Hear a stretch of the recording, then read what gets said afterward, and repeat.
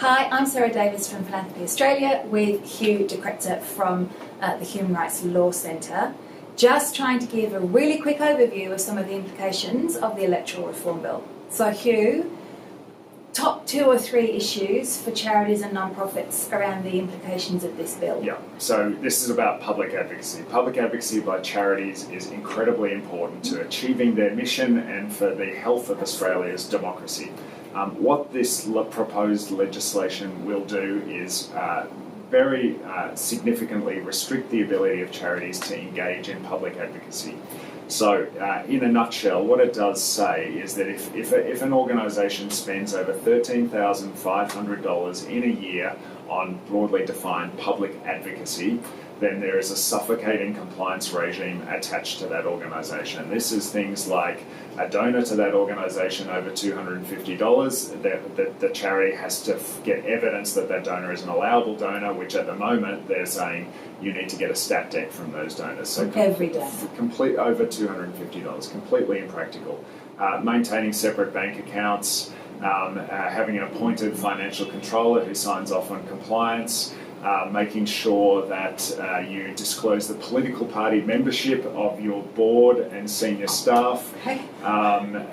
There's a ban on international philanthropy for what they call political purposes, so public advocacy, and for other non-profits outside of charities, a complete ban on international philanthropy. So there is, and penalties of up to 10 years for the individual financial controller if things aren't done in compliance with the law.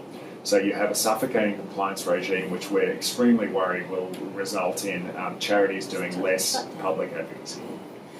And how about some of the implications or possible implications for the funders, for trusts, foundations, donors and philanthropy? Yeah, so we want philanthropy supporting public advocacy. It's a good thing, we need more of it. And the law is clear that it's legitimate. What this law does is, as I said, create issues for the charities, but also create issues for donors. So there is an interpretation under the current law and the law that will come into force if it's not changed, that it applies also to those who donate to support the public advocacy, that those same compliance regimes apply regardless of whether you actually conduct the advocacy yourselves, because of the way the law is drafted very broadly. So we really urgently need clarification, either in terms of fixing the legislation to make sure it's clear, or at least a guidance from the from the electoral regulator, the AEC, to say this does not capture philanthropy's support of public advocacy. And there's a separate requirement for organisations that spend over $100,000 a year. Donors to those organisations over a certain threshold, $13,500, Not a lot of money. no, have to themselves provide a return to the AEC. So it's characterising support for certain charities as a political donation. So again, this is another requirement of this proposed law that we need urgently fixed. Look, I hope you've picked up that in more ways than one, the devil really is in the detail around this bill and the existing law and the proposed law.